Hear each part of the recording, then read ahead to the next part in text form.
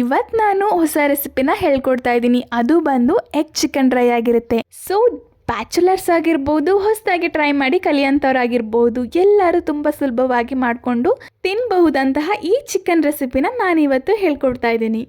So ನಮಸ್ಕಾರ ಎಲ್ಲರಿಗೂ, welcome back to my YouTube channel. ನನ್ನ ಚಾನಲ್ನ ಏನಾದರೂ ಫಸ್ಟ್ ಟೈಮ್ ವಿಸಿಟ್ ಮಾಡಿ ನೀವು ನೋಡ್ತಾ ಇದ್ದರೆ ಈಗಲೇ ಹೋಗಿ ಸಬ್ಸ್ಕ್ರೈಬ್ ಮಾಡಿ, ಹಾಗೆ ಬೆಲ್ ಐಕನ್ನ ಕ್ಲಿಕ್ ಮಾಡಿ. ಸೊ ಇವಾಗ ಹೇಗೆ ಮಾಡೋದು ಅಂತ ನೋಡ್ಕೊಳ್ಳೋಣ ಬನ್ನಿ. ಮೊದಲನೇದಾಗಿ ನಾನು ತಗೊಂಡಿದ್ದೀನಿ ಚಿಕನ್, ಅದು ಬೋನ್ಲೆಸ್ ಆಗಿರಬೇಕು. ಸೊ ಬೋನ್ಲೆಸ್ ಮಾಡಿಕೊಂಡು ಪೀಸ್ಗಳನ್ನ ಚಿಕ್ಕ ಚಿಕ್ಕದಾಗಿ ಕಟ್ ಮಾಡ್ಕೊಂಡಿರಬೇಕು ನೀವು. ಹಾಗೆ ಚಿಕನ್ಗೆ ಏನೇನು ಮಸಾಲ ಬೇಕು ಅಂತ ನೋಡ್ಕೊಳ್ಳೋಣ. ನಾನಿಲ್ಲಿ ಚಿಲ್ಲಿ ಪೌಡರ್ನ ತಗೊಂಡಿದ್ದೀನಿ, ಹಾಗೆ ಧನಿಯಾ ಪೌಡರ್, ಹಾಗೆ ಸ್ವಲ್ಪ ಕೊತ್ತಂಬರಿ ಸೊಪ್ಪು, 1 ಟೀ ಸ್ಪೂನ್ ಶುಂಠಿ ಬೆಳ್ಳುಳ್ಳಿ ಪೇಸ್ಟ್, ಹಾಗೆ 1 ಲೆಮನ್ನ ನಾನು ತಗೊಂಡಿದ್ದೀನಿ. ಸೊ ಇದಕ್ಕೆ ಜಾಸ್ತಿ ಏನು ಮಸಾಲ ಹಾಕಿ ಹೆವಿ ಮಾಡಲ್ಲ, ಸೊ ಸಿಂಪಲಾಗಿ ಮಾಡ್ತೀನಿ. ಹಾಗೆ 4 ಎಗ್ನ ನಾನು ತಗೊಂಡಿದ್ದೀನಿ. ನೆಕ್ಸ್ಟ್ ಇವಾಗ ಸ್ಟವ್ ಆನ್ ಮಾಡೋಣ. ಸೊ ಆನ್ ಮಾಡಿ ನಾನಿಲ್ಲಿ ಚಿಕ್ಕ ಪ್ಯಾನ್ನ ಇಟ್ಕೊಳ್ತಾ ಇದ್ದೀನಿ. ಸೊ ನೀವೇನಾದರೂ ಜಾಸ್ತಿ ಮಾಡ್ತೀನಿ ಅಂದರೆ ಸೊ ದೊಡ್ಡದಾಗಿ ಇಟ್ಕೋಬೋದು. ಹಾಗೆ ನಾನಿಲ್ಲಿ ಆಯಲ್ನ ಹಾಕ್ಕೊಳ್ದೇ ಚಿಕನ್ನ ರೋಸ್ಟ್ ಮಾಡ್ಕೊಳ್ತಾ ಇದ್ದೀನಿ. ಅಂದರೆ ನೀರೆಲ್ಲ ಹೋಗಿಸ್ಕೊಂಡು ಡ್ರೈ ಮಾಡ್ಕೋಬೇಕಾಗುತ್ತೆ. ಸೊ ನೀವು ಅಷ್ಟೇ ಫಸ್ಟ್ ಟೈಮ್ ಮಾಡಬೇಕು ಅಂದಾಗ ಆಯಲ್ನ ಹಾಕಬೇಡಿ, ಹಾಗೆ ಚಿಕನ್ನ ಡ್ರೈ ಮಾಡ್ಕೊಳ್ಳಿ. ಸ್ವಲ್ಪ ಅಂಟುತ್ತೆ ಪಾತ್ರೆಗೆ, ಸೊ ಏನೂ ಆಗಲ್ಲ. ಸೊ ಹಾಗೆ ಡ್ರೈ ಮಾಡ್ಕೊಳ್ಳಿ ಚಿಕನ್ನ. ಸೊ ಹಾಗೆ ನೀರು ಬಿಟ್ಕೊಂಡಾಗ ಒಂಚೂರು ಅರಿಶಿನ ನಾವು ಹಾಕ್ಕೋಬೇಕಾಗುತ್ತೆ. ಸ್ವಲ್ಪನೇ ಆ್ಯಡ್ ಮಾಡ್ಕೊಳ್ಳಿ ಅರಿಶಿನ. ಸೊ ನೋಡಿ ಎಷ್ಟು ನೀರು ಬಿಟ್ಟಿದೆ ಚಿಕನ್ನಲ್ಲಿ, ಹಾಗೆ ಡ್ರೈ ಮಾಡ್ಕೋಬೇಕು ನೀವು ಆಯಲ್ ಹಾಕ್ತೇನೆ.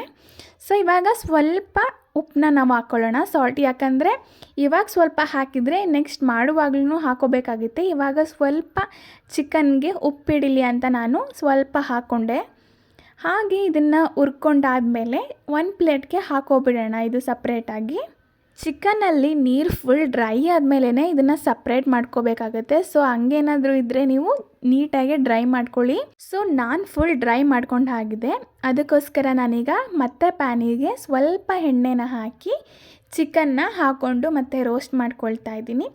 ರೋಸ್ಟ್ ಮಾಡಿಕೊಂಡು ಇವಾಗ ಆಗಲೇ ತೋರಿಸಿರೋ ಅಂತಹ ಶುಂಠಿ ಬೆಳ್ಳುಳ್ಳಿ ಪೇಸ್ಟ್ನ ಇಲ್ಲಿ ಆ್ಯಡ್ ಮಾಡ್ಕೊಳ್ಳೋಣ. ಸೊ ಆ್ಯಡ್ ಮಾಡಿಕೊಂಡು ಚೆನ್ನಾಗಿ ಹುರ್ಕೊಳ್ಳಿ, ಎಲ್ಲ ಕಡೆನೂ ಮಿಕ್ಸ್ ಮಾಡಿ ಚೆನ್ನಾಗಿ ಹುರ್ಕೋಬೇಕು. ಸೊ ನೆಕ್ಸ್ಟ್ ಇವಾಗ ಆ್ಯಡ್ ಮಾಡ್ಕೊಳ್ಳೋಣ ಚಿಲ್ಲಿ ಪೌಡರ್ನ. ಸೊ ಆಗಲೇ ತೋರಿಸಿದಂತಹ ಚಿಲ್ಲಿ ಪೌಡರ್ನ ನಾವೀಗ ಆ್ಯಡ್ ಮಾಡ್ಕೋಬೇಕು. ಹಾಗೆ ಧನಿಯಾ ಪೌಡರ್ನು 2 ಒಟ್ಟಿಗೆ ಹಾಕ್ಕೋಬೇಕಾಗತ್ತೆ. ಹಾಕ್ಕೊಂಡು ಚಿಕನ್ಗೆ ಎಲ್ಲ ಮಿಕ್ಸ್ ಮಾಡ್ಕೊಳ್ಳಿ. ಸೊ ಖಾರ ಎಲ್ಲ, ಉಪ್ಪು ಖಾರ ಎಲ್ಲ ನೀಟಾಗಿ ಇಟ್ಕೋಬೇಕು ಚಿಕನ್ಗೆ. ಸೊ ಇಟ್ಕೊಂಡ್ರೆ ತಿನ್ನೋದಕ್ಕೂ ತುಂಬಾ ಚೆನ್ನಾಗಿರುತ್ತೆ ಖಾರವಾಗಿ. ಸೊ ನೀವೇನಾದರೂ ಮನೇಲಿ ಖಾರ ತಿನ್ನಲ್ಲ ಅಂದರೆ ಕಡಿಮೆ ಬೆಳೆಸ್ಬೋದು. ಸೊ ನಾವೀಗ ಎಗ್ನ ಹಾಕ್ಕೊಳ್ಳೋಣ. ಸೊ ನಾನು 4 ಎಗ್ನ ತೊಗೊಂಡಿದ್ದೆ, 4 ಮೊಟ್ಟೆನ ತೊಗೊಂಡಿದ್ದೆ. ಸೊ ಈಗ ಅದನ್ನು ಹಾಕಿ ಚೆನ್ನಾಗಿ ಮಿಕ್ಸ್ ಮಾಡಬೇಕು. ಹಾಗೆ ಧನಿಯಾ ಪೌಡರ್ನ ನೀವು ಕಡಿಮೆ ಬೆಳೆಸಿ, ಆ್ಯಂಡ್ ಚಿಲ್ಲಿ ಪೌಡರ್ನ ಬೇಕಿದ್ರೆ ಜಾಸ್ತಿ ಬಳಸ್ಬೋದು. ಹಾಕ್ಕೊಂಡು ನಾನಿಲ್ಲಿ ಉಪ್ಪನ್ನ ಹಾಕ್ಕೊಳ್ತಾ ಇದ್ದೀನಿ. ರುಚಿಗೆ ತಕ್ಕಷ್ಟು ಎಷ್ಟು ಬೇಕೋ ಅಷ್ಟು ಉಪ್ಪನ್ನ ಹಾಕಿ ಇವಾಗ ನಾವು ಚೆನ್ನಾಗಿ ಚಿಕನಲ್ಲಿ ಎಗ್ನ ಹುರ್ಕೊಳ್ಳೋಣ. ಸೊ ಎಗ್ ಯಾವ ಥರ ಆಗಿರಬೇಕು ಅಂದರೆ ಫುಲ್ಲು ಉದುರಾಗಿರಬೇಕು, ಆ ಥರ ಹುರ್ಕೊಬೇಕು.